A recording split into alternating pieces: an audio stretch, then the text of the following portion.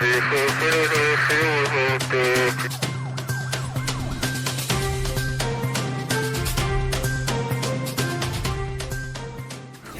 Fourth Estate.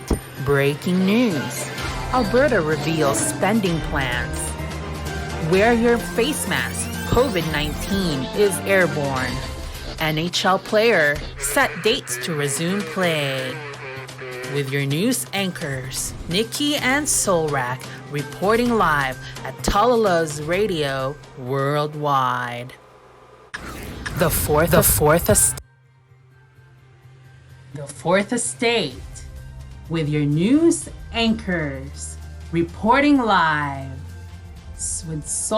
with Nikki and Solrak. Hello. Good evening. Good morning. And syempre, good afternoon, wherever you may be. We are back here at the Fourth Estate. My name is Solrak, and my partner here with me tonight, he goes by the name of Nikki Gokwan. Sir Nikki, how are you doing? It's been a week. Yes, it's been a week, and welcome back to the Fourth Estate. How's weather been holding up there? It's been really warm out here in Edmonton. It has been the same, and I cannot complain. Actually, I do complain a little bit, but no, I can't complain. It's been really, really nice. Steady 27, 28. The other day, I think we reached up to 33 degrees. It was scorching. It was scorching. It's really, what do you call it? It's really different compared to what we had in the last couple of weeks, which was a lot of thunderstorms and rain. We're just been blessed in this past few days. How are you guys been over there? Good. It's the same here. Mercury's gone up 30, 31 the other day, and today's not so bad, about 28. But still, this dry heat, just for the benefit of our viewers in the Philippines, it's no comparison to what you experience in the Philippines. Definitely, it's humid, right? Humidity levels in the Philippines are different. But here in Alberta, particularly, it's dry heat, so it's at 30 degrees. It's really hot. Is that why you lost a little bit of some? Well, what's funny, Solrak, what's funny is when I planned to say, okay, I gotta go get my hair cut because I forgot. Okay, the barbers are already open, so I said, okay, I need to go get my hair cut. And the one who's gonna trim me over says, what kind of cut do you want? I said, well, I just want it short, right? He goes like, how short? I said, well, it's up to you. Then I look at the mirror and I said, okay, this is my military days. This is my military cut. And that's good, partner. That's really good. I haven't seen this for a long time. Anyway, let's get to our topic for today. Syempre, we're gonna grace our audience and our viewers and our listeners and update them with our cases here in Alberta in regards to our COVID. Sir Nikki, I'm gonna go ahead and talk about our cases here. We have a total as of July 30th, so yesterday, a total of 10,843. We have 1,386 for active cases. We have 9,261 for recovered cases, which in hospital right now, we have 86. In intensive care, there are 17. We have a total of 196 deaths. And again, we've emphasized on this a lot. Our completed test as of July 30th is 685,297 completed tests, and people tested has been 571,839. Sir Nikki, nako, our number seems to be, what do you call that? Seems to be not flattening the curve already. What are your thoughts? Well, actually, we're according to Dr. Dina Hinshaw, our numbers are out of the flat again. Okay, so we gotta be careful. Numbers have spiked a little bit, and there's probably a lot of things happening all across the board here. I understand there was a Southgate. Again, it's a home care, right? Facility that had an outbreak. That's why there was the cause of this spike. But as we have discussed earlier too, what's bothersome, Solrak, is that a lot of people who have traveled to the mountains recently, to Banff and to anywhere else, have seen license plates, U.S. license plates. And this is quite bothersome because, as we all know, if you compare Canada and the United States, our numbers are not bad. But Indeed. how are these vehicles able to come through the border is a big question. How are these vehicles able to pass border security? And that is a big question mark indeed.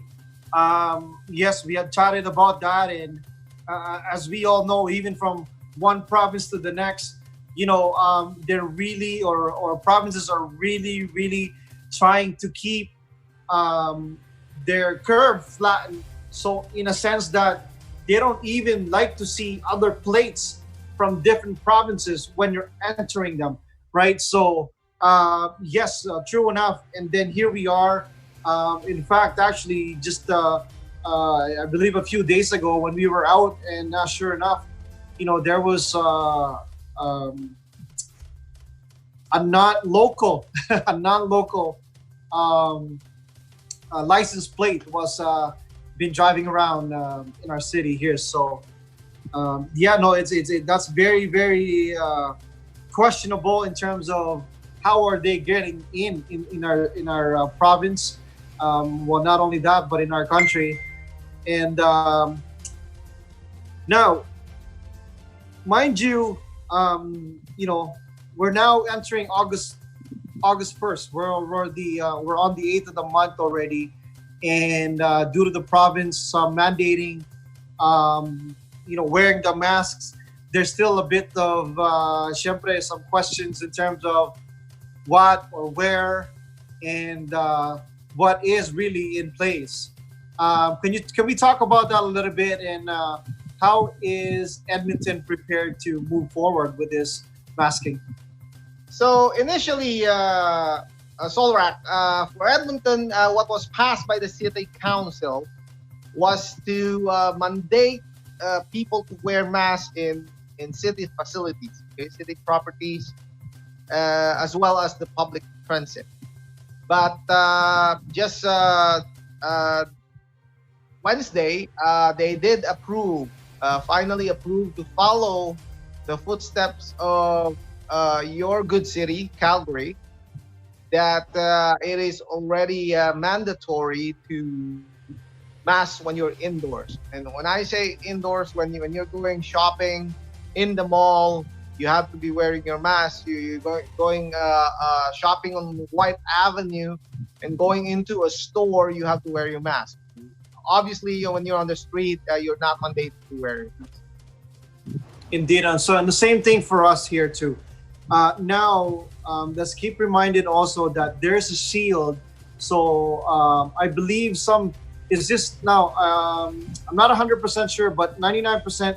I am there. That when you're inside a store per se, and the store that you're entering or place that you're entering has a what they call a shield that they put on their on the desk or glass of some sort, right?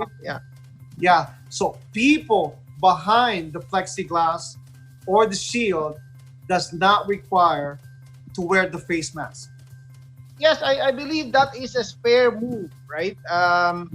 It doesn't make sense to put sneeze guards, right, or that plexiglass to protect people in both directions, right, and wear a mask. Really, I know the person behind that, so it could be that the cashier or anyone behind it, the staff doesn't need to wear the mask, but I believe the person inside the store still has to wear mask. Am I correct? That is correct. That is correct. Again, as long as we're behind the shields, you're fine not to wear a mask. And again, as of yesterday, I found out that some part of the city in the province are mandating wearing masks even though you're outdoor. Okay, let's talk about our backyard, Banff. Okay, so Your playground, eh? our backyard, yeah, backyard. so, so yes. So to our viewers and to our listeners that are going to travel this long weekend, guys, be remembered, or please remember to bring your mask along with you if you're traveling that town. So On that note, Solrak, that question for you. This is one question that I haven't seen appear in the papers or in any media outlet so far. As far as this mandatory mask is concerned, okay, as far as Calgary is concerned, and I haven't seen anything for Edmonton as well. If the person is wearing a face mask, do they need to wear a mask? Is it still mandated that they still have to wear that mask? say that again. So, take for example, if you're wearing a face mask instead of a mask, Oh, right. the face shield, I call it, not face mask. My apologies. The face shield. Yes. You still need to wear that face mask. No, I don't believe so. I don't believe so. And actually, it was funny enough you mentioned that because earlier I was watching a rewind of a show from Malacanang that they were talking about, potentially if you're again in the indoors, that they would be they're talking about putting a face shield plus the mask on. So, which again to me it kind of doesn't make sense, and I don't know how they can provide all of that. I know that again the good president is has mentioned to purchase what he can or what he can get a hold of in terms of face masks, so he can distribute it to our fellow countrymen. But no, to answer your question, I don't believe that's required. As long as we're wearing face masks, we're good. Well, that's good to know, because there's a lot of people who have, the face barriers already, or the face shields, right? And for those people who don't like to wear face masks because they feel uncomfortable wearing one, then you would probably put on a face shield, right? That's right. Well, actually, yes, you can. I think to alternate. Actually, yeah, yes. I think to say the least, yes. I think as long as we have a shield or a mask, that you shouldn't get fined. And by the way, if you get caught not wearing a mask indoors, it's a $50 fine. Let's So be that's aware. Star Trek of 2020, right? That's right. So you remember the old days Star Trek, eh? Yeah. All right. So, So- we're in. Go ahead. So this week, actually, Solrak, this week is a Heritage Week. Okay, it's a biggest one of the biggest festivals here in Edmonton. Actually, Heritage Festival. It's celebrated every year. Unfortunately, because of the COVID-19 pandemic right now, they're moving it online, right? And Heritage Festival actually is celebrating its 47th year. They've been supporting multiculturalism all throughout. And this is very important, Solrak, because this is where they showcase, okay, the different cultures and different food, delicacies, and even cultural dance and cultural songs. A lot of people actually come to Edmonton for the Edmonton Heritage Festival, which is generally celebrated on from August 1st to 3rd. And they move online now with the hope, to prevent the spread of this uh, COVID-19 outbreak, and as well as to help some of the restaurants with their business, right? Cultural restaurants with business, without the expensive fees of delivery fees of the skip the dish or any other outfit out there doing deliveries, because those fees are really expensive for any restaurant. Yes, and by the way, since you mentioned that, we also have the same festival. It's actually called Global Fest, and which actually Tala Loves Radio is a big part of that whole Global Fest. I'm definitely gonna miss that this year because of one particular reason, is because I'm a big fan of fireworks. And with the Global Fest, they have this competition, and where different countries actually partake in this Global Fest, and palakasan at pagalingan ng putok, sir, parang ganon. Magaling ka naman talaga pumutok eh. Kanya-kanyang farm. Yan. Yes. All right. In that So note, is that a 3-day affair as well, Solrak, in Calgary? Is that a 3-day affair as well? say again, sorry. Is that on the August long weekend as well? That happens the Global Fest. Actually, you know what? It's a week. It's a week long. So yeah, typically it's within the first week of August. Yes. Okay. Yes. In this Yes, note, go ahead. Yeah. Yeah, and talking about food fest, Edmonton actually has a food festival on its own through the city, but yeah, it's been put on hold. I know they're having some budget issues, right? It's called the Taste of Edmonton, right? And yeah, they've been running for a while, but I know because of what's happening, also they are struggling for budgets, right? I know everywhere municipalities have cut on their budgets all across the board. All right. In that note, Sir Nikki, we're on a quarter right now, so we're gonna take a short break. And here at the Fourth Estate, we'll be right back with Sir Nikki and Soul Rack. I'll see you guys in a little bit here. You bet.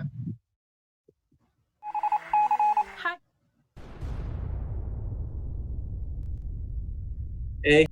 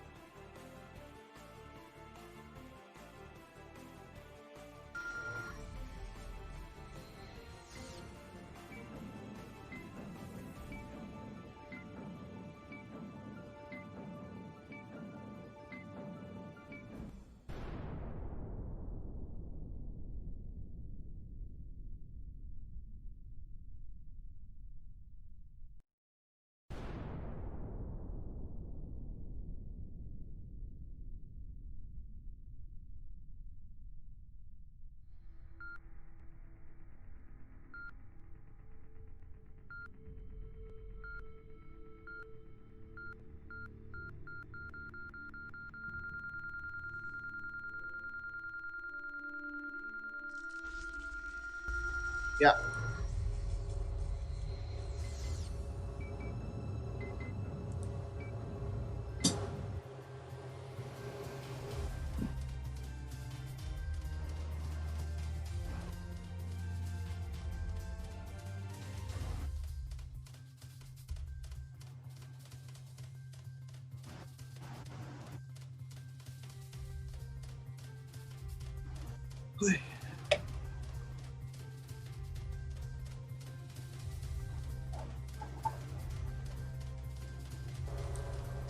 Reporting live here at the Fourth Estate with our news anchors, Nikki and Solrak.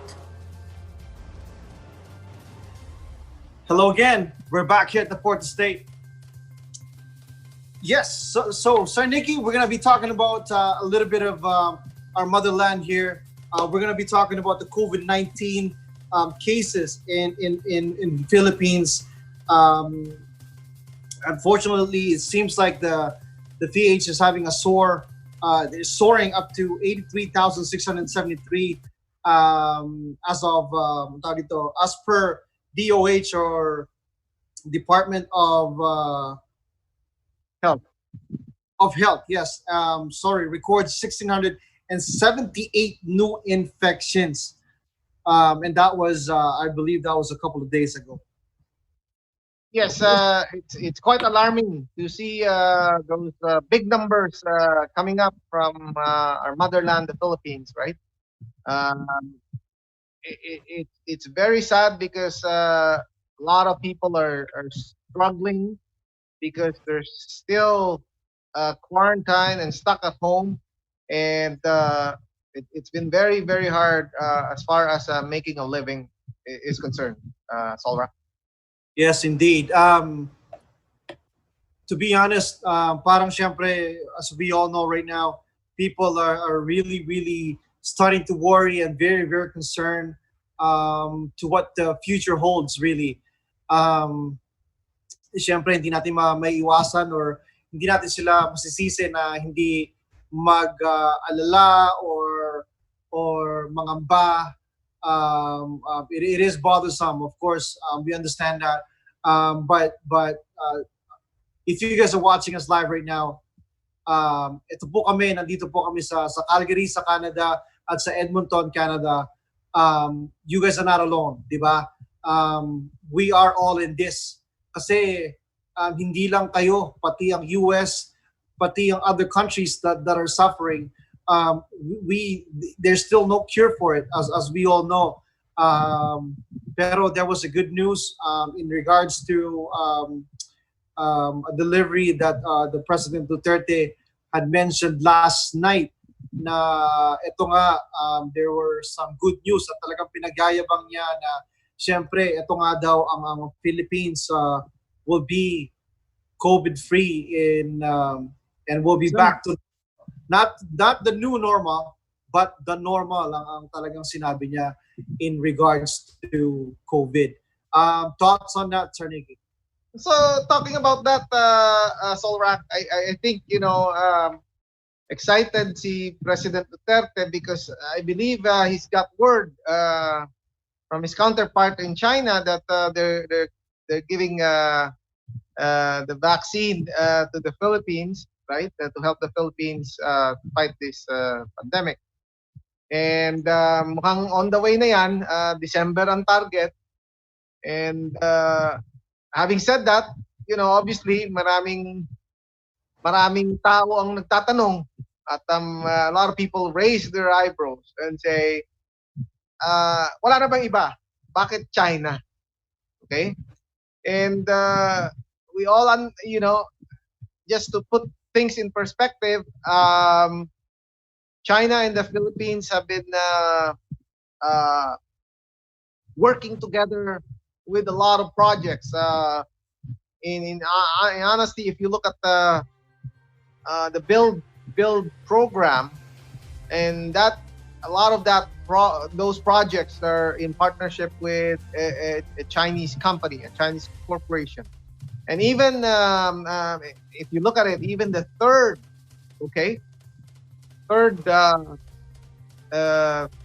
telco that's been approved in the Philippines to be part of Globe and Smart. The Dito Telecom is partly owned by China Telecom. So yung pangatlong provider po, ano din po yan, partly owned by the Chinese, right?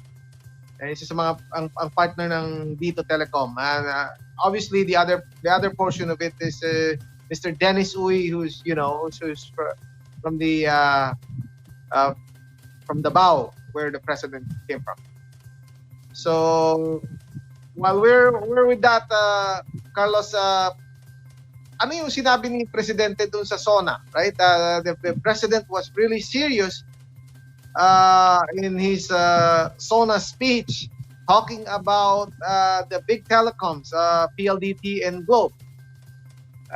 There was a very big message that the President delivered to the public. Actually, talking about the telecom or that part of tawag dito yung sa DICT nga na sinasabi mo, I think it was actually Secretary Anyo that delivered the news na in regards to that kasi that's one of the big problems in the past, as we all know, is to gather yung mga ang tinatawag dito mga license, di ba, na inaaprubahan nila. In the past daw, it used to take them 200 days. 200 days just to get the license. Kasi nga, keso they have to go to the house of something to get an approval and so on and so forth. At merong, siyempre, turtle na naglalakad para may deliver ang mga kailangang ipasign or whatever it is. Pero yun nga, isa to sa mga talagang proud na ipinabalita ni President Duterte nga na, you know, according to Secretary Anyo nga na from day on, eto na nga 16 to 20 days ang magiging approval when it comes to, you know, getting those papers signed. And yun nga daw kasi big part ng is what you mentioned, PLDT or yung mga telecom na mga tawag dito, mga industries na siyempre they want to put up so many towers, they want to do so many things for the country, kaya ito we're so slow in improving and proving that we could be better in terms of what we can do best. Pero siyempre parang ano yan, sir, di ba? You cannot fly without wings.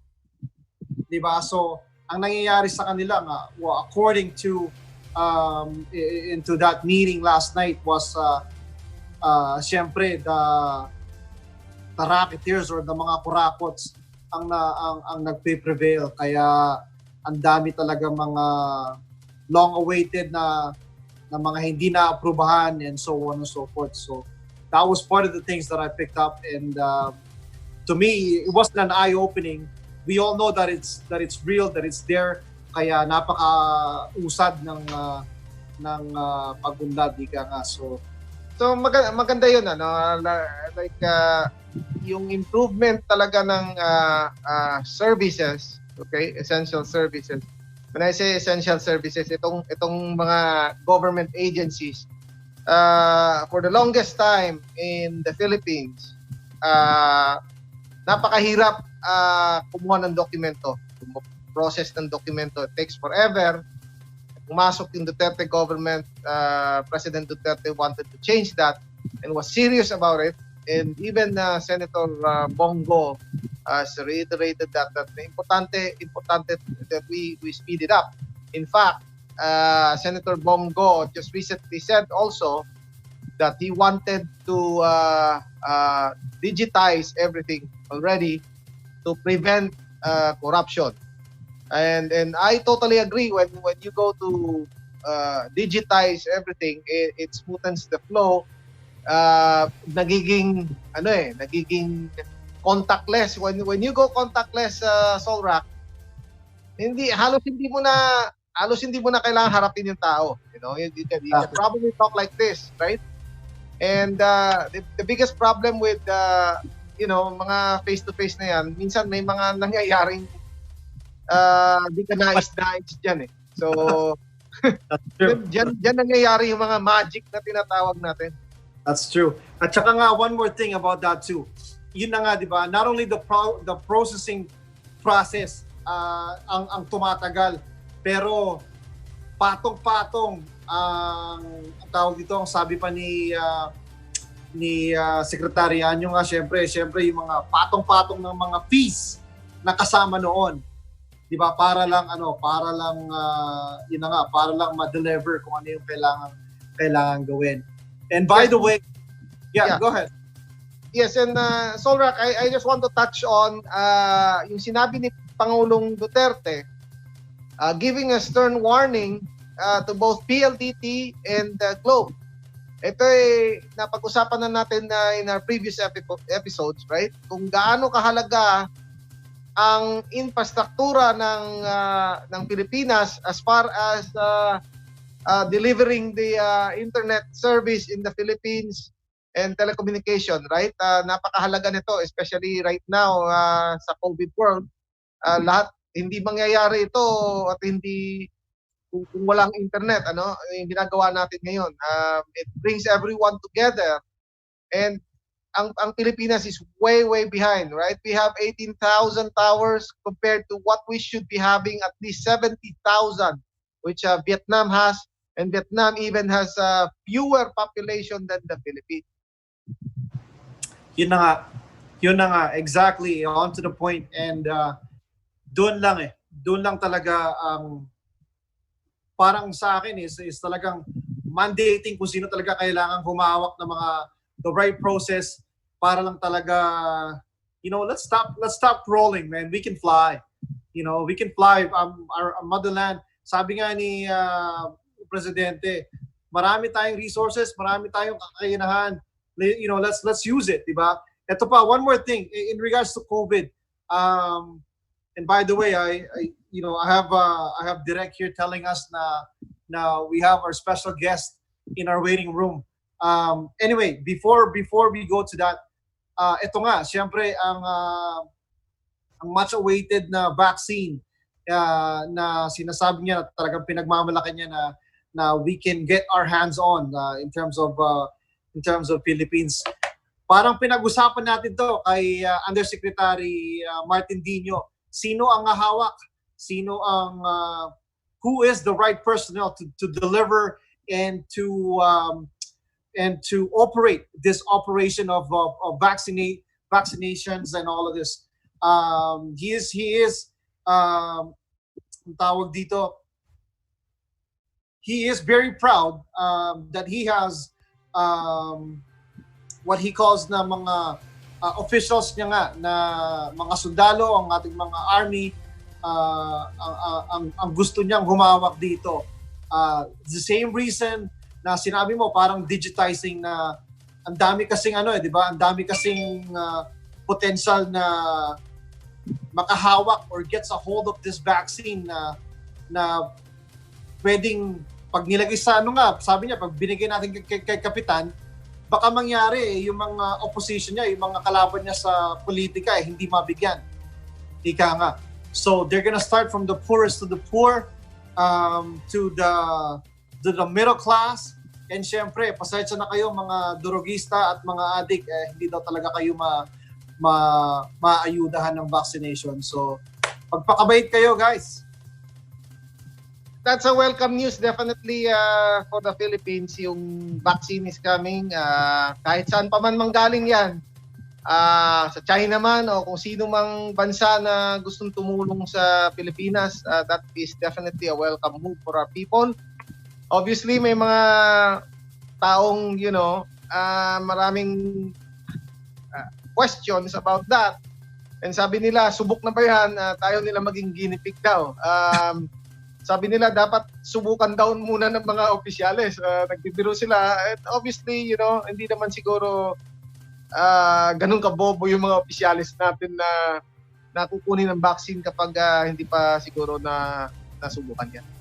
Yes, and according to again President, na meron siyang mga listahan na it's already been proven na yun na nga, katulad sinabi mo, hindi natin pamimigay yan kung iba ang kalalabasan.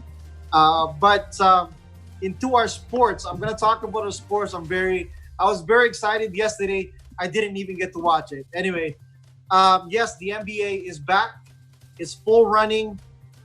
There has been a lot of protestings already kasi nga syempre about the Black Lives Matter and whatnot. So talagang ginagamit nilang platform nila to make them para marinig sila ika nga. And also, Sir Nicky, you want to talk about one of our legends when it comes to sport? Yes,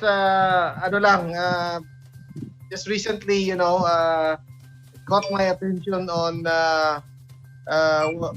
Efren Bata Reyes, the achievements of Efren Bata Reyes. Alam niyo naman na matanda na yung mama, pero kung titingnan mo yung mga achievements niyan, isang katutak na achievement sa Solrak, right? Oh, and, yes.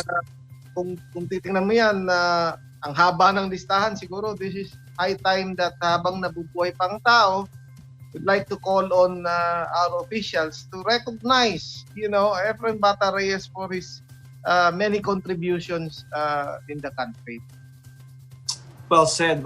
And definitely, saludo tayo dyan. Basta sinabi mong Bata Reyes, bata ka man o matanda, kilala mo kung sino ang legend.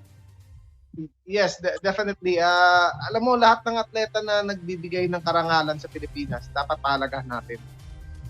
Dala nila ng bandera natin. So, we have to, be proud being Filipinos, right? 100%. With that being said, Sir Nicky, we're gonna take a quick break here at the 4th Estate. We'll be right back. Diyan lang po kayo. We'll be right back. Yes, diyan lang po kayo.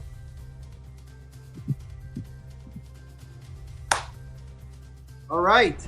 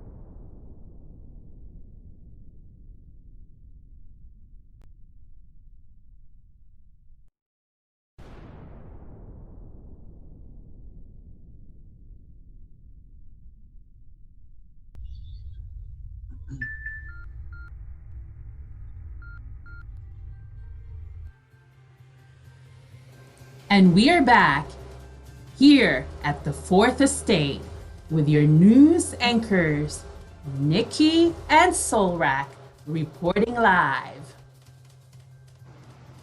Okay, we're back and we're so happy today, Manila, that we have a very special guest.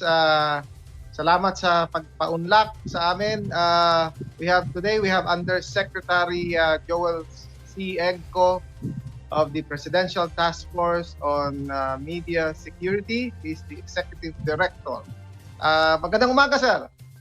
Magandang umaga, Nikki and Solrak, at good morning to all our kababayans all over the world.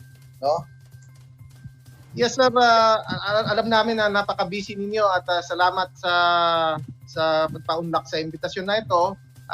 We know this is a very important time that you be our guest because ang dami pong lumalabas na mga negatibong balita na hindi karapat-dapat lumabas. And let's go directly to the point. There was an alleged raid done on a weekly newspaper where materials were confiscated by the Philippine National Police, particularly in Pandi, Bulacan, led by Captain June Alejandrino. And this circulated in social media as well as Rappler and other media outlets, So what was there? Was there an actual raid that violated the press freedom, sir? No, there was none.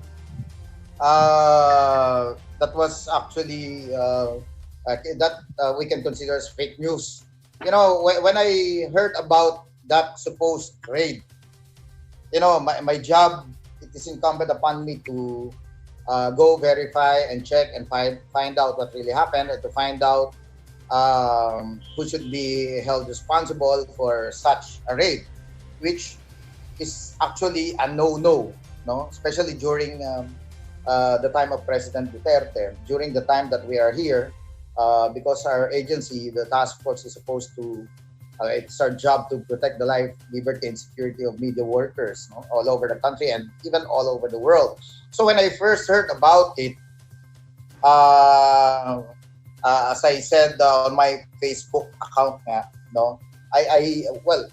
literally jumped from where I was sitting. So grabe ito, sabi ko hindi pwede ito. So immediately I called up Brigadier General Rodel Sermonia. General Sermonia is the regional director of the PNP in Central Luzon. So lahat ito, he's the highest ranking officer in Central Luzon, Under lang niya ang Bulacan. Under lang niya ang Pandi. So I asked him, I go, General, what happened? Why was there what's the real score about this supposed raid? Sabi niya, you say fake news yan. Those reading materials were actually surrendered. That was the term that he used, surrendered voluntarily to our officers. Sabi ko, paano surrender? Kadamay leaders called up the deputy chief of Pandi, telling the officer that they have these volumes of reading materials that ito turn over nga nila. So the police came, and this incident happened 12 hours after another Kadamay leader kasi was apprehended for not wearing face mask. Imagine 12:30 in the morning. She was loitering or something, or going somewhere without face mask. So naturally, she was accosted. And then 12 hours later, itong mga Kadamay, they turned over the documents. So the police came. There were so many photos, and there was actually an inventory signed by the Kadamay leaders, The president of Kadamay is Leia Maralip. pinirmahan siya na talagang binigay namin to kung saan loob, hindi ito pinasok.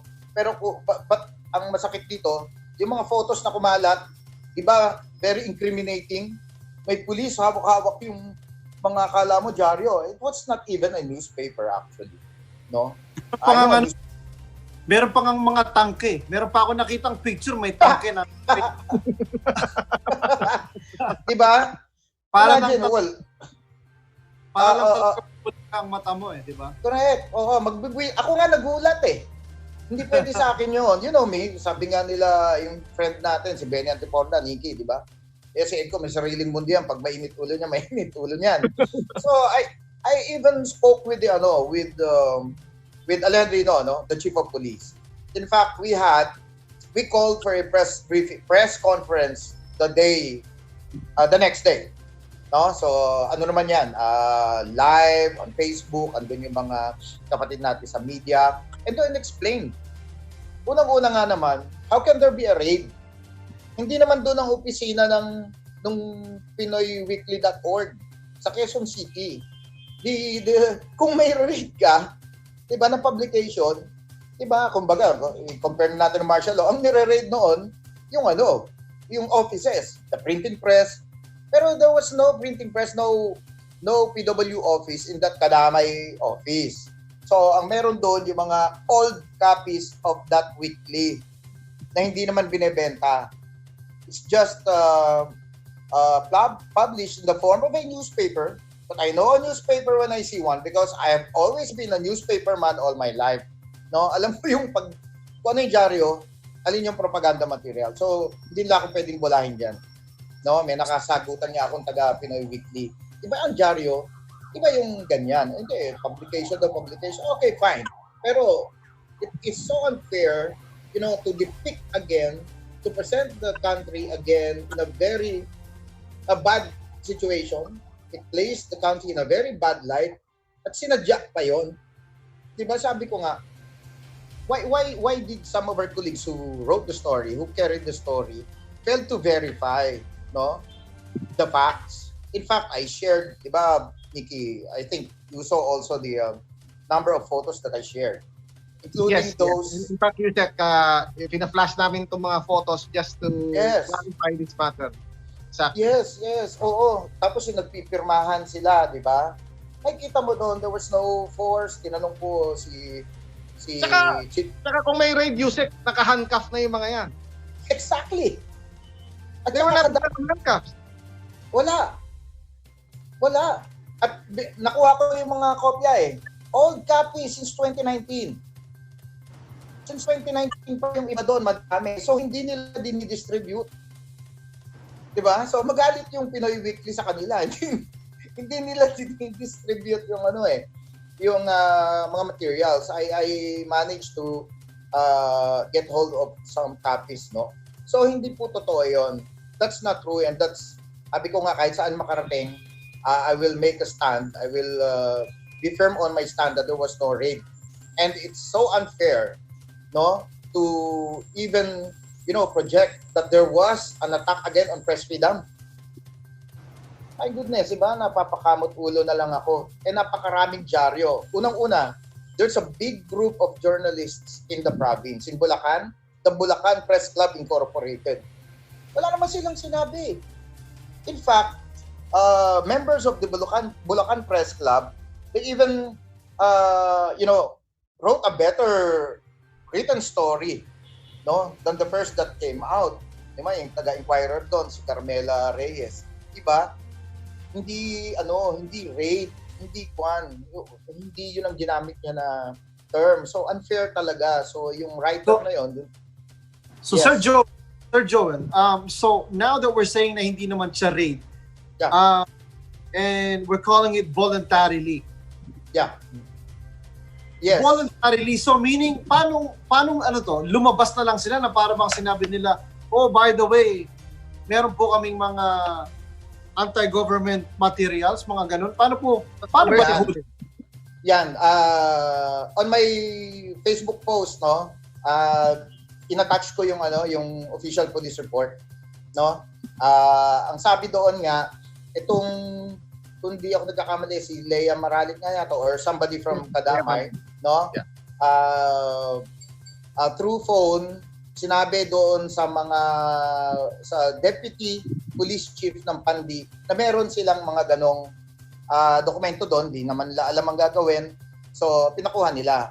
Pag binasa mo kasi, ang sabi nga ng mga police, parang subversive yung dating, di ba?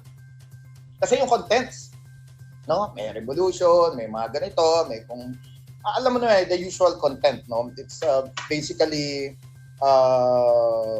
kasi hindi siya newspaper. Binasa ko rin mga contents niya.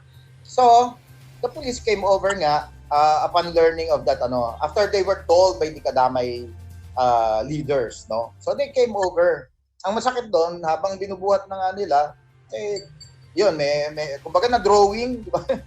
Yung term natin dyan is na drawing di ba? Akala mo yun yung totoong nangyayari, pero nung pala inangguluhan lang. So yun yung masakit.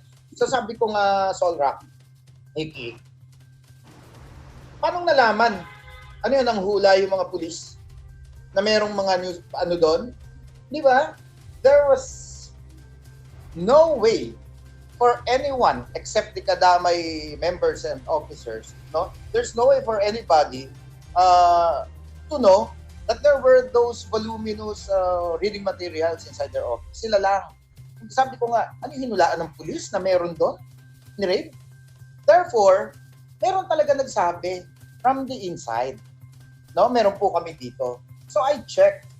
Sabi ko, alam bang totoo kayang may office doon? Pag binasa ko, yung editorial offices nung sinasabing dyaryo ay sa NCC, National Council of Churches of the Philippines yata, no? Dito sa Quezon City. So hindi doon. So yun ang nakasolve, doon na-solve yung mystery ko. Bakit nga ba? Definitely hindi hinulaan ng police. No? So the information was volunteered and the materials were volunteered. Pinigay sa kanila.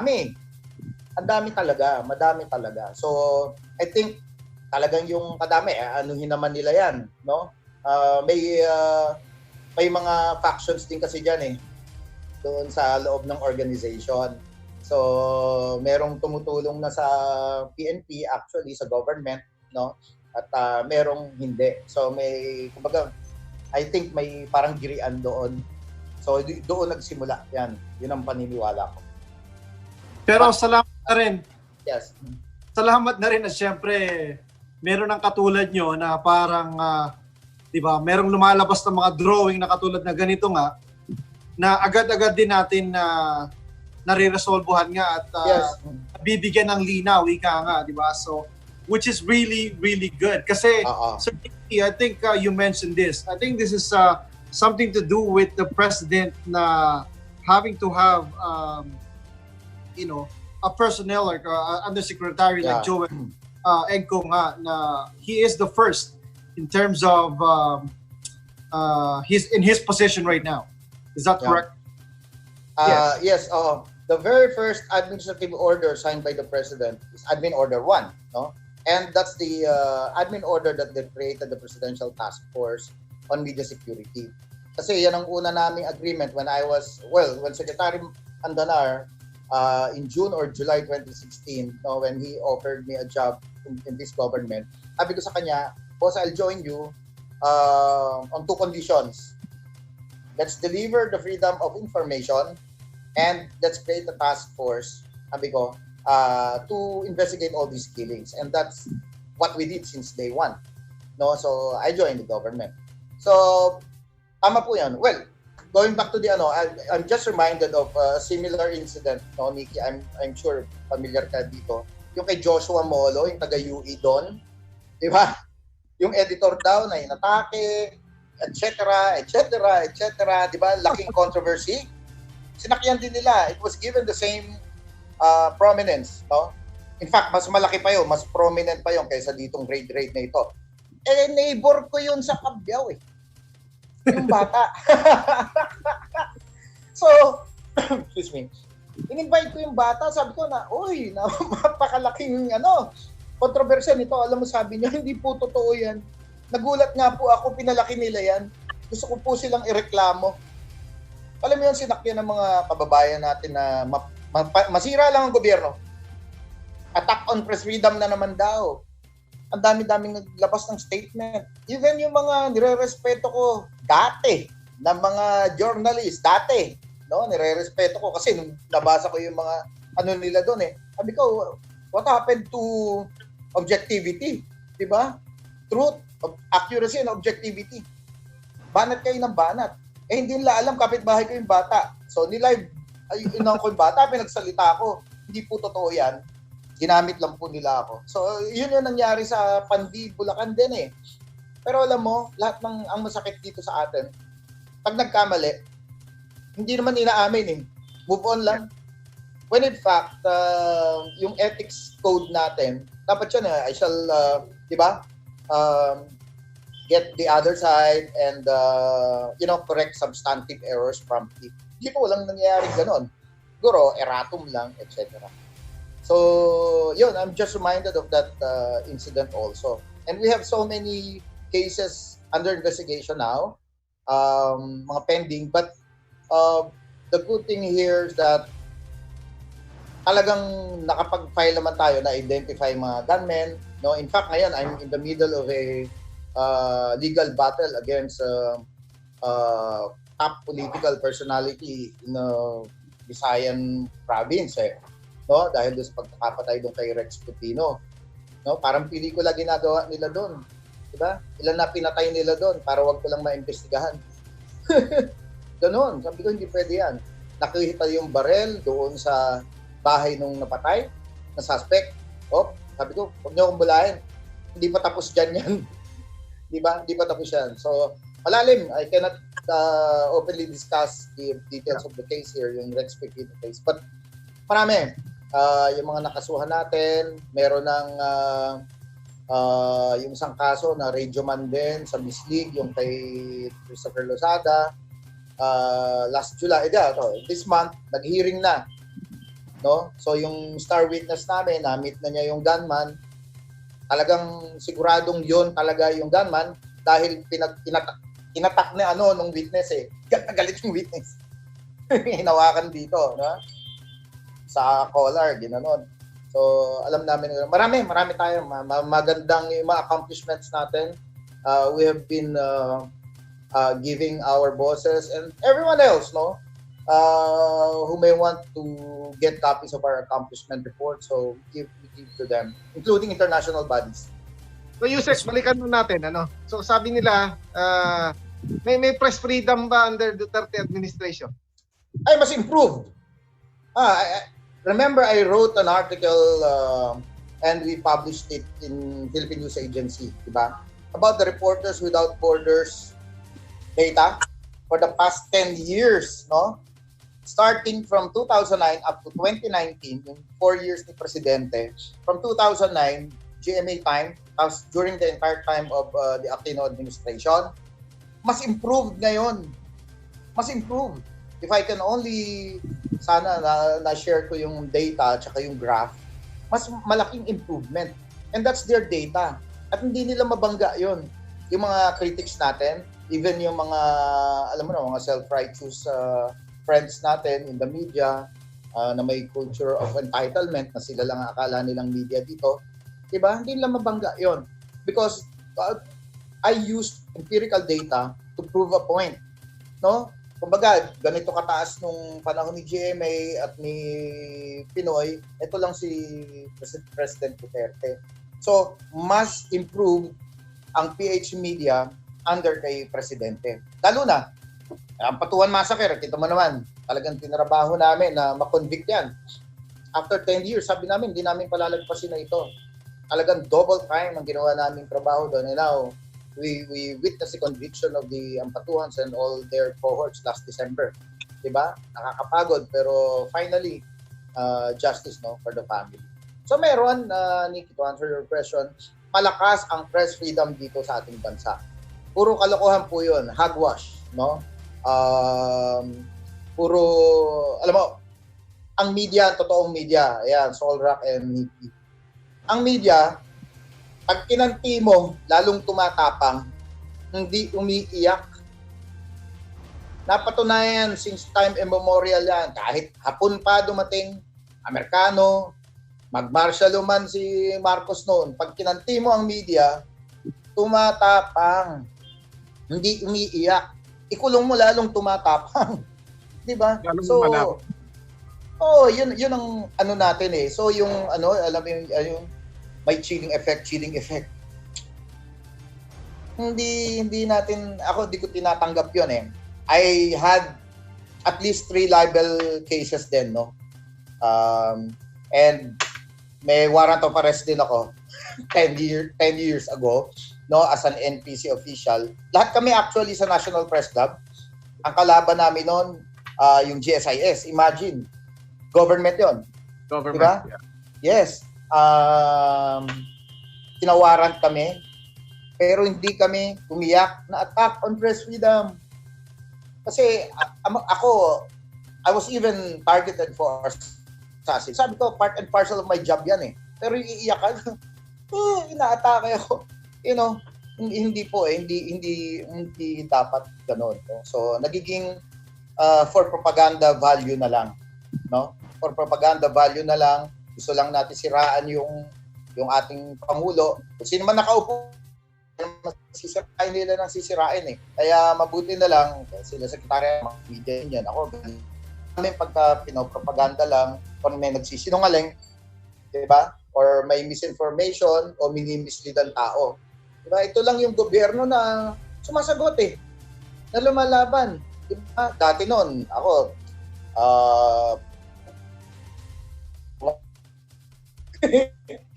panat, kaya puro live. But you know, ganun talaga eh. Diba? Banat. Pero dati, hindi makasagot ang gobyerno. Kami ngayon dito, pag may ganyan, sinasagot namin agad. Kesa hindi kami mag-file libel. And we never, ako, the President and I, we never filed libel charges against anyone. Sir Joel, meron po nagtatanong dito sa ating Yes. sa ating feed ngayon. Ito daw po, what is the current government stance with its detractors? Alam naman natin, maraming ganyan. Condemning that the freedom of speech and expression through the media is being suppressed by the current administration. Now? Bluntly disregarding ito nga daw, meron daw Article 3, Section 4 ng 1997 Constitution. Ano po masasabi? Well, are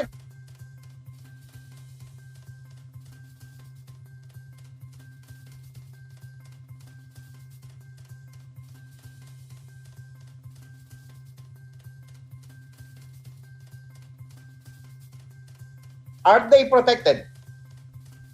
Yeah. As far insofar as freedom of the press is concerned now, we have the Presidential Task Force on Media Security. That's our protection, no? Sa expression, well, guaranteed lang siya. Pero yung poprotektahan ka talaga, maaaring pumasok pa sa amin, no? Sa aming mandate.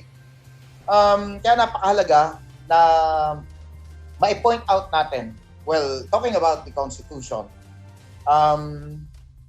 for 30 years, yung FOI, Freedom of Information, nasa Constitution yan, hindi naman na-implement. It is only during the time of President Duterte. Sir Joel, sandali Yes. lang.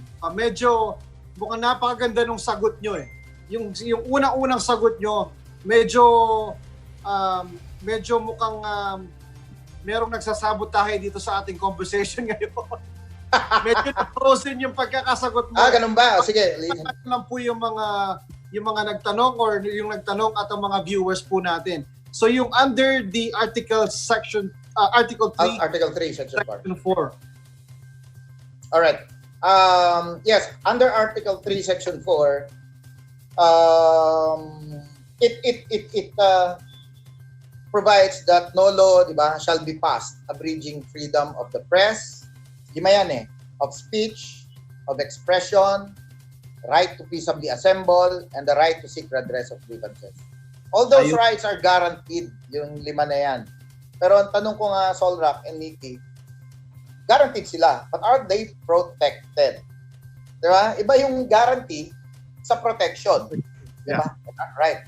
So with Administrative Order number 1, yung task force nga, yung freedom of the press, yan yung protection. So protected na. There's a mantle of protection na. Kasi konting, wag kang manloko ngayon, napapatay ka media, kinakasuhan ko agad eh. Diba? Or yung nananakot ka lang, or nanakit ka lang, kinakasuhan namin agad. So, may protection na yan. So, it's unfair talaga na sasabihin nila na sinusuppress. There's no suppression of press freedom in the country. That's BS. Diba? You know why? 100%. There are more than 1,000 FM stations here. There are 400, more or less 400 AM stations. So, 1,400 na agad yan. There are almost the same number of TV stations. Okay? Nakakalat yan all over the country. There are at least 300 newspaper titles in the country. All over the country. And there are 600 cable operators all over the country employing 20,000 media workers. Bakit isa o dalawa lang ang tinitingnan nila? Di ba? Pinapatron nila yan. So, teka, ang dami-dami. Nasa 50,000 ang media workers sa bansa natin. At napakaraming entities dito. Hindi ko pa binabanggit yung mga online, ha? Hindi pa kasama itong program nyo. Yung mga online programs, di ba? So, buhay na buhay. Alam mo, masasabi mong may suppression pag walang Facebook dito. Parang sa ibang bansa. Excuse me. Di ba? Hindi ko nabanggit kung anong mga countries yung walang Facebook. Di ba? So, open na open eh. In fact, ang daming nagre-resort ngayon sa social media to air, no? To air their opinions, etc. May formal programs or informal, whatever. Andiyan ang YouTube. Anong suppression doon? Di ba? Ang Usec, ano kasi, yes. Para maintindihan ng publiko, sabi nila, tina-target daw, may mga tina-target. Ang Rappler, and then now it's ABS-CBN. Ano pong bigyan natin po ng linaw para malinawan tong mga tao. Yes. Wala pong tina-target. May violations po sila. Ganun lang po kasimple yun eh. Excuse me. Yung problema ng Rappler, nagkausap po kami ni Maria Reza. Alam ni Maria Reza yan. Kung mapanood man niya to. Nag-usap kami face-to-face in one event 2 years ago. Sabi ko sa kanya, sabi nga niya, Joel, you know, we are not your enemy. Sabi ko naman, Maria, I'm a brother in the profession. Nobody treats you an enemy, especially not me, especially not Secretary Andanar. The problem is, your lawyers. Sabi ko, ayusin ng lawyers mo yung business model ninyo. Kasi Rappler has a very unique business model. Very unique business model, di ba? Registered siya dito sa atin. Alam mo naman ang, di ba, ang constitutional prohibition ng na kailangan 100% ka. Walang 0.00 something. 100% Filipino-owned, di ba? Filipino run or Filipino-owned. So nagkaroon ng problema doon. Sabi ko nga kung sa Singapore siya registered, baka hindi ganyan ang problema eh. Right? Usec, linawin na natin para doon sa mga hindi nakakaintindi okay, bakit mahalaga ang 100% ownership? Bakit po mahalaga sa media ang 100% sa Filipino ownership? Well, history yan eh, no? Mahirap kasi maimpluwensyahan. Alam mo naman kung sino-sinong bansa ang sumakop sa atin. 'Di ba? Mga Espanyol, Amerika. Imaginein mo na lang nung time na yon sila may control ng media. 'Di ba? So, ang pillar ng demokrasya, ng freedom, media eh. Fourth estate. Yan, yung title ng program nyo. Yan ang pillar. You cannot claim independence kung yung dyaryo mo, hindi mo pag-aari. Hindi ba? So, ikaw dapat ang, dyan, ikaw nasusunod dyan. Kaya, nagkaroon niya, tapos dumaan pa yung martial law, di ba? Sino-sino, imaginein mo. Halimbawa, magbanggit lang tayo, this is for purposes of discussion, no? Halimbawa, si President Trump, may-ari nagfinansa isang dyaryo dito. Ngayon, mababanatan mo ba siya? Di ba? So, hindi. Ganun yun eh. So, kung sino yung may interest doon sa newspaper, di ba? So, ano yun? Yun yung mga sacred cows kung sabihin niya. Yun ang mahirap. So, nagkaroon ng prohibition talaga na kailangan 100% Filipino-owned yan. Para walang ibang interest sa papasok, kundi interest lang ng mga Pilipino. Yun ang mahalaga doon. No? I think that's the wisdom behind that constitutional provision, yung 100%. Hindi pwedeng may ibang makialam sa atin. Usec, as far as I remember, in the history of the Philippines, President Rodrigo Roa Duterte is the first president to have signed an executive order, right, to create a presidential task force for media security. Is that correct? Yes. Actually, i-correct natin ng yung executive order number 2 niya, ito yung EO, executive order number 2, yun yung freedom of information implementation sa executive branch. Yung admin order 1, ito yung task force. Of course. So yung 2, hindi kasi pwedeng magiging executive order 1 kasi yun yung creation ng office of the president. Yeah. Diba? So immediately after the creation of the office, yung number 2, abay FOI agad. Saan ka nakakita nun? At 30 years ago, o more than 30 years ago nung na ano yan sa constitution natin, pero wala namang freedom of information. And right now, buti nabanggit yan, inilalabi namin sa Congress magkaroon ng batas dyan. No? At in fact, nagkaroon kami ng hearing last Tuesday sa Congress via Zoom. Yung Media Workers Welfare Act naman, sinusulong din natin yan. So, may mga legislative measures tayo na tinutulak to improve the lot of our Filipino newsmen. No? And by Monday, may meeting po kami ni Senator Bongo, kami nila Senator Bongo, kasi gusto namin na-sponsoran naman nila sa Senate yung panukalang batas na ito. So yun yun, Nikki, yes, part yun ng aming trabaho as a creation of Admin Order 1. Siya lang nakagawa niyan. In fact, all over the world, siya lang presidenteng nakaisip niyan. Well, of course, upon our suggestion, our recommendation, pero siya lang nagpatupad niyan.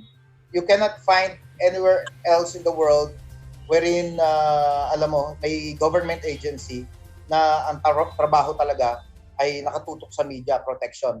No? Pero alam mo, marami tayong mga kaibigan dyan na kahit paanong ganda ang gawin mo, talagang i-undermine ka nila. Hindi ko nasabihin kung sino-sino Talagang may ganon, laging ganon. They will always try to project or emphasize the bad. No? Kasi may ibang driving force yun Ibang objective nila Mostly political, nagiging may political interest na behind. No? Alam niyo naman, yung mga, kung sino man yung sinasabi ko. Kaya, puro sila ganong propaganda na lang, puro na lang paninira. Pero tingnan mo, mahinang-mahina. No? Maingay lang sila. Maingay lang, pero konting-konti na lang talaga naniniwala at salamat sa social media. Salamat sa social media at immediately naliliwanagan ng mga tao yung mga ganong issues. Nung araw, chismis yan Pag nagpakalat ka, without social media noon, di ba, hindi mo ma-verify, naniniwala ang tao. Ayun, pupunta na sa EDSA, magre-revolution na. Di ba? But ngayon, ang tawag ko nga dito, Solrak and Nikki, we are witnessing an information revolution. Di ba? Itong Facebook na ito, this decade lang ito Yeah? And it's improving. Napakalaswerte natin, nakita natin na nag-evolve yung information technology. We are experiencing a revolution now. People go to work, right? In the comfort of their own homes. Di ba? Imagine that. People meet each other from as far as like me in Manila and you in abroad, di ba? Imagine that. So that's a revolution for me. No, napakaganda. And I'm very glad that we have this kind of revolution now. Kung dati may industrial revolution, ngayon may information revolution. And it's helping us all a lot. No? Kita mo yung pandemic na yan. Imagine mo walang social media, baka naulit yung Spanish flu. Diba? Immediately, millions and millions upon millions agad yung namatay. But because of social media, the information technology, na-save yung mga maraming buhay. So, Usec, balikan natin ng trabaho po natin. Okay. So, the Presidential Security Task Force, the Task Force on Media Security. for the past, the past few years, ano na po yung mga rundown of cases, ilan na po yung solved doon, ilan Yes. po pa hinahabol po natin. Just so for the information of our colleagues in media as well as the public. Alright. Lahat po ng kaso involving media workers, inimbestigahan namin. May presumption of, ang presumption namin kasi, basta may attack or whatever, ang presumption ay work-related. So the task force can come in, no? Excuse me. So sasabihin namin, amin yan, media yung victim, kami papasok dyan. Until ma-prove namin na hindi siya work-related. Okay? In fact, out of the more than 20 na incidents, no? Na distinguish namin yan, alin yung work-related, alin yung not work-related. So, ngayon, meron tayong mga 7 or 8 na work-related, no? Since 2016. And siguro mga, around 15 or less than 15 na not work-related. Andito na yung ano ba yung mga not work-related? Yung napagtripan, napaaway, matapos yung basketball, may hinold up, no, may ninakawan sa bahay. Si Alexei Bolongaita, yung taga Cebu, nabaril niya yung magnanakaw, nabaril niya sa muka. Pero naagaw yung baril sa kanya, nabaril naman siya sa dibdib. So, yun, nakaw yun.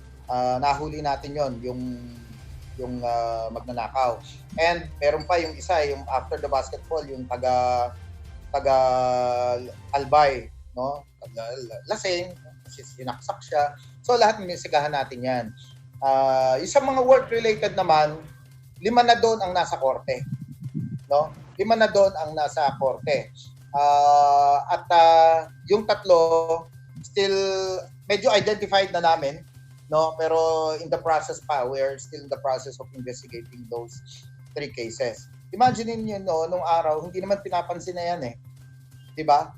Post facto noon. Post facto. Ibibilang ka lang pagpatay na.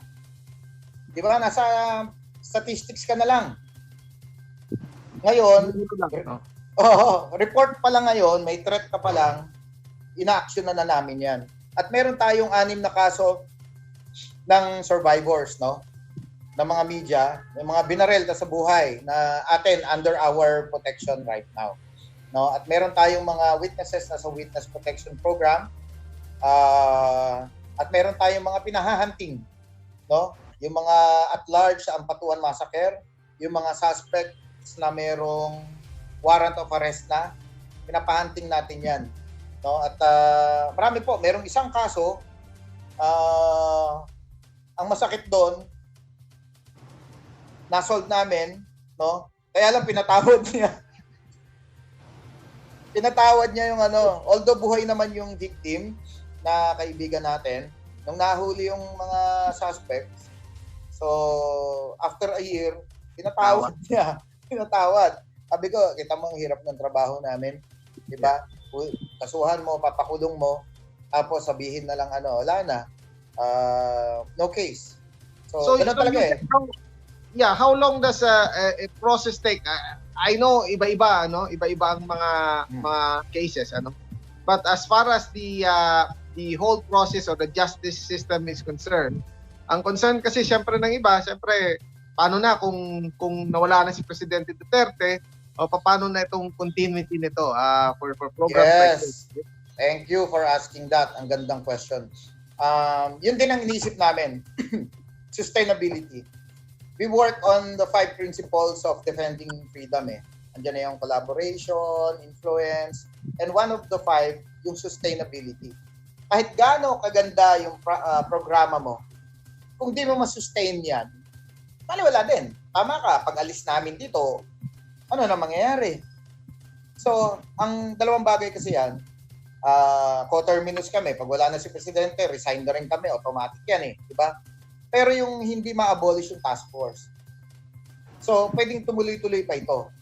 Unless i-abolish ng next. No? So, yun yung isang paraan dyan. Tuloy-tuloy lang siya.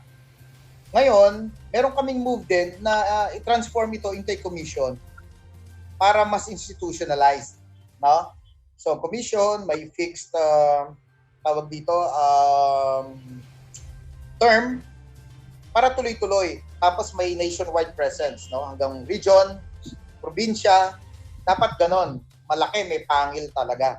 Para yung mga tao, hindi na nagpupunta pa sa Malacanang. Pag may nahuhuli kami, dadalhin pa sa Malacanang, di ba? So pwede na sa mga regions, no? May mga regional directors tayo or officers sana kung tayo i-commission na. So yun yung mga ways forward natin to sustain this program. Kasi kawawa talaga pag nawala na ito, kung hindi na matuloy, ibabalik lang doon sa nung araw. Oo, ngayon, napansin nyo naman, talagang bihira yung mga balita na napatay. Hindi katulad nung araw, buwan-buwan meron eh. Buwan-buwan may balita napatay, may napatay, di ba? Ngayon, hindi. Ang nababalita ngayon, yung mga media na inaaway din namin eh. Di ba? Naaway na rin namin ngayon. Tapos yung mga matataas ang katungkulan no, na hindi mga untouchables, pinakasuhan din namin. Diba? Napakahirap. It's an uphill battle. Excuse me. It's an uphill battle but kinakaya naman. Basta maging ang sabi ko sa mga tao ko, sa staff, sa mga agents namin, just do the right thing the right way. Diba? Kasi if you're doing only the right thing, but you're doing it the wrong way, wala rin yan. Diba? Or if you're doing, and when you do the right thing, the right way, yun yung yung sukatan natin ng success. And Usec, maraming salamat. Alam mo, we are taking so much of your time. Maraming salamat talaga dito sa informasyon at sa interview na ito para malinawan ng publiko kung ano talagang ginagawa ng Duterte administration at yung pamunuan ninyo, ang office ninyo para makatulong sa mga media workers. Things have changed a lot. Sabi nga natin, Yes.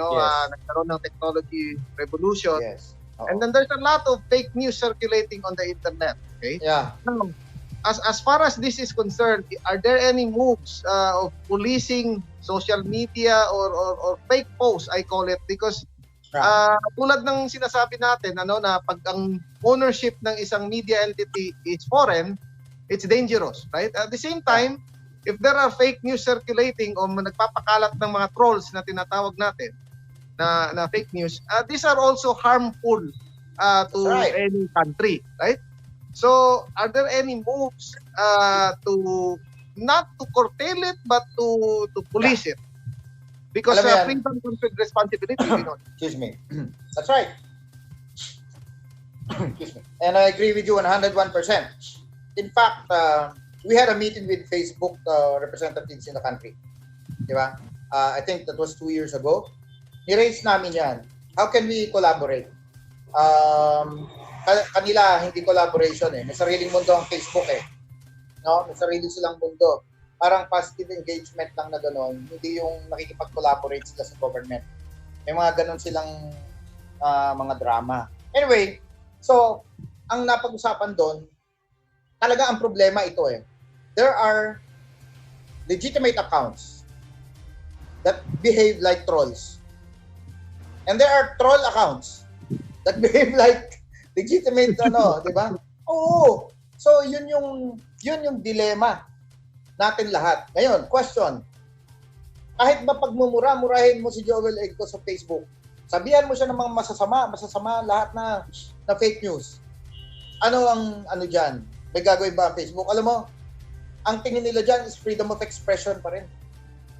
Unless i-report mo, di ba, yung nire-report tapos sinatanggal nila yung post, mga ganyan. Kasi it might, alam mo, ayun, napaka broad kasi ng nasabing freedom of expression. Pagmumura, expression niya, sinabi niya magnanakaw yan eh. Di ba? Kasi nagnakaw ng manok yan, ng kapitbahay niya nung araw. Paano kung totoo naman, di ba? Pero sa sinabihan ng magnanakaw, masakit yun. Di ba? But sabi nga ng Facebook officials noon, freedom of expression yun eh. Ngayon, paano ginagawa natin? Kung may mga fake news. Remember yung sila Secretary Andanar, mayroong dismiss disinformation. Dismiss this. Pagka may fake news, kinokorek agad. Ngayon, of course, di mo maiwasan. May iba naman ng mga critics sasabihin, kami daw nagpapakalat ng fake news. No? Di ba? Ganun yan eh. It's their word against our word. So it's an endless, continuing clash of narratives because we're in a democracy. So ano ang pinakamaganda natin gawin? Read, learn, and discern. Tayo mismo, 'di ba? Yung mga tao mismo. This involves now since information revolution, bago ito, no? Ngayon pa lang nagsisink in talaga sa psyche ng bawat individual yung information revolution na sinasabi ko. No? So nag-a-adjust pa tayo dito sa normal na ito, yung bagong norm na ito na revolution. So darating ang panahon, naniniwala ako, na madali na tayo makapag-adjust dyan. Mawala na rin yung mga trolls na yan, yung mga fake news na yan, kasi makakapag-devise na tayo ng mga self-policing mechanisms, di ba? That time will come, I believe. So sa ngayon, pisin talaga muna natin, no? Ang masakit lang kasi, like fake news na yung community mo, may 100 ng may COVID, di ba? Yun, that sends people to panic. Yun ang mga masasakit. So, dito naman kami to correct those wrong information. No? So, meron tayong mga real numbers, mga project na Secretary anda na rin real numbers, dismiss disinformation, ano pa ba, yung mga laging handa briefings niya, no? Meron kaming the presser, andun yung mga officials, directly, tanungin mo na kung ano yung mga gusto mong malaman. So, those things, basically, it's open public engagement. Yan lang yun eh. Open public engagement. So, yung mga official sources pa rin dapat ang paniwalaan ng ating mga kababayan. Hindi isang fake news. Diba? Official sources. And when I say official, it's like, yung program ninyo, pwedeng pagkuhanan ng information yan. Kasi this is a legitimate program. Diba? Hindi yung katulad na nagkukwentuhan lang sa internet, nagchichismisan. Diba? Hindi official yon. So, may vetting yan ng information. So, mahalaga po yun. By the way, maraming salamat po at binanggit niyo yan. Kasi dito po sa amin, dito sa the Fourth Estate, carried by TalaLuvzRadio, ang mission talaga namin is to bring legitimate information, yes, informative news from credible sources. Kaya katulad niyo po, talagang hinahanap namin ng mga katulad niyo na talagang mag-inform sa aming mga loko and around the globe, and also to provide a total, ito kasi kami, entertainment din kami, tsaka service to our communities worldwide. So maraming salamat at ayun na nga, at nandito kayo ngayon sa aming show at ito, binibigyan niyo po ng mahalagang statement ng ating publiko, lalo na dito po sa Canada. So, by the way, meron po tayong another question that just came up here. Wag lang po love life. At saka wag lang math. Ayun nga daw, mukha nga daw taken na kayo, pero in your opinion, is press freedom, is it deteriorating in the Philippines? And what's driving this? No. Okay. No. Definitely, it's not. In fact, those who accuse the government of suppressing press freedom, or those who say that there's shrinking space. Imagine the terms that they coined, diba? Shrinking space of media freedom in the country. BS po yun. Don't believe them. Active na active pa po sila, yung mga tumitira na yan. In fact, andyan pa sila. They're still everywhere. They're still around. In fact, the fact na nasasabi nila yun they're still free to do that. Diba? So, buhay na buhay po. No shrinking space. What shrinking is their brains probably, but not media space in the country. No? Kundi lang nagkaroon ng COVID, marami talaga ngayon sabihin natin na displaced, nagsara. Because economically and otherwise, di ba, yun yung mga dahilan Walang ads, walang sweldo, natural, may mga malilay off. So, pero hindi po yun atake ng gobyerno, atake po ng COVID yun. No? So, hindi po tayo dapat mangamba, wag po tayong maniwala. In fact, nakakapag-usap pa tayo, dito po ako sa Quezon City. So, ibig sabihin, buhay na buhay ang media. Walang prohibition. pinagmumura nga po kami araw-araw eh. Lahat ng klase na mura, inaabot namin eh. Ngumingiti lang kami. Di ba, minsan sasagutin ko, may pag-away ako ng saglit, ganyan. Di ba? Sabi ko, kita mo nga, nagagawa mo nga sa akin yan. Gawin mo yan, kung martial noong araw, gawin mo sa official yun eh. Pag bibisiklatahin ka na sa kamprame, di ba? Ngayon hindi, natatawa na lang kami. That's freedom. Buhay na buhay po. No shrinking space, no suppression of press freedom in the country. Propaganda lang po nila yon para pagtakpan yung kanilang mga violations. Ang tawag ko po dyan ay parang may culture of entitlement na sila lang, pag ako nasaktan, diba? Yung crybaby attitude, they whine. When in fact, sabi ko nga, ang media, pag pinitik mo sa ilong, tumitiba yan, tumitigas yan. Diba? Sabi nga ni Ambassador Bobby Tiglao, yung dati kong boss na idol natin, we're a wolf pack. Diba? We're not what's this? A pack of sheep or whatever. We're a wolf pack. Diba? Yun ang sinasabi niya, matitigas ang media. Undersecretary Joel C. Egco, maraming salamat po. The Executive Director of the Presidential Task Force on Media Security. It was a very enlightening show. You've shared your views on press freedom, napakahalagang usapin sa mga panahon ngayon under the Duterte administration. Maraming salamat muli, sir. Yes, maraming salamat din, Nikki and Solrak. At si Sherry Ann nag-invite sa atin dito sa Zoom. Maraming salamat sa ating mga kababayan sa Canada and all over the world. So mag-iingat po tayo. Kami po, ang inyong gobyerno dito, nasa frontline po kami lagi. At kung meron po kayong katanungan, marami na pong channels ngayon na pwedeng makarekta po kayo sa amin nang hindi na po kayo naliligaw pagdating sa mga information. Sayang, napanghinaya ako. Ngayon pa lang ako ginaganahan doon sa ating programa. Pero I understand, tapos din ang oras natin. But I'd like to thank you both. No? Sir Joel, yes. hawak po natin ang oras natin. Ganun ba? Kung meron po kayong gustong i-deliver pa or i-share po sa amin dito sa aming istasyon, you are more than welcome to. Kasi siyempre, kayo rin ang inaalala namin at baka mamaya hinahanap na kayo ng mga followers nyo at alam ko marami. Oo nga eh. Maraming trabaho. Umuusok ang aking Viber groups. Grabe, hindi ko na alam kung ano uunahin. Kasi iba na nga ngayon, information revolution. Viber na ang mga utos. Di ba? So, wala ka ng lusot. Di ba? Wala ka ng kawala. Di ba? So, well, anyway, thank you for giving me that information. That so sa akin ako, nag-enjoy ako. It's very nice talking to you guys, no? Lalo na si Nikki, sabi ko nga, way back. Hindi ka na sabihin yung yung 19. Parang yan post-martial law to eh. Nako na si Nikki, alam mo, we've been, we've gone a long way together, no? Sa Senate, no? Nung araw, ako pa bumili ng maliit niya na motor. Mayroon yung maliit na 50cc, naalala mo yun, no? Na scooter. Ayun, sige, bili ko na lang yan. Yan yung mga namin ni Nikki, kung saan kami na-cover din yan that time, no? And it's so nice to see you. Kaya sabi niya, in fact, second week na yata natin nito, Nikki, na hindi natuloy, no? Alam mo ba ginawa ko?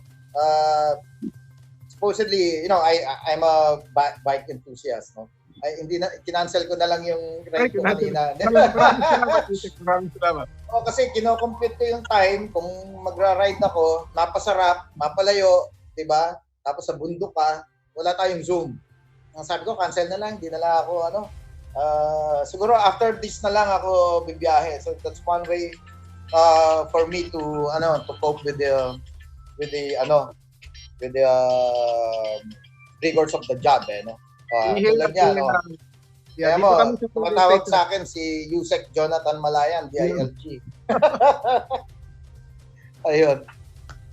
trabaho yan. Maraming salamat, Usec. Alright. I know you're very busy. Maraming salamat. Yeah, you have mentioned that you're gonna go biking and maraming salamat talaga sa oras ninyo. Alam namin napaka-busy ninyo. Maraming salamat din, Solrak, Nikki. At anytime, I hope to see you again, guys. Definitely. And you're always welcome in our station too, sir. So, all right. To you. Good luck and syempre, stay safe po kayo dyan. All the best. Stay safe. Maraming salamat. Thank you. Maraming salamat. Ayan po. Maraming salamat syempre sa ating director at saka syempre ito po sa aking partner, Sir Nicky Gokwan for bringing over our our very special guest, Undersecretary Joel Egco. So a closing note lang, Solrak, talking about the freedom of press. Alam niyo po, kahit po may freedom, ang sinasabi nga natin po, katulad namin dito sa 4th Estate, me and Solrak, we're responsible for anything that comes out of this show, and we make sure and ensure that the facts are correct. And there is a responsibility for any freedom. There is a responsibility. So pangalagaan po natin ng responsibilidad na yan. Well said, Sir Nicky. Kasi syempre, as we always talk about it, nakakasuya na eh. It's been going on for a while now na eto nga, we're being fed by a lot of these fake news.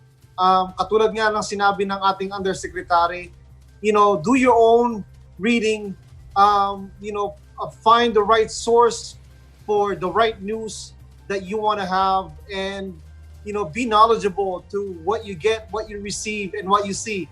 Kasi sometimes what you see doesn't mean it's the right thing.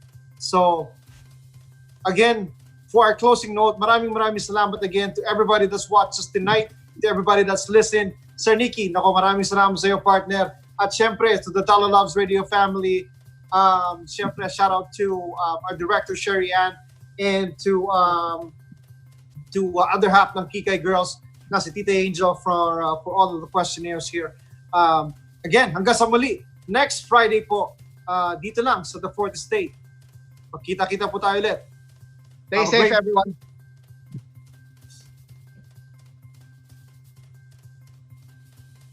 Ayos. Tayo.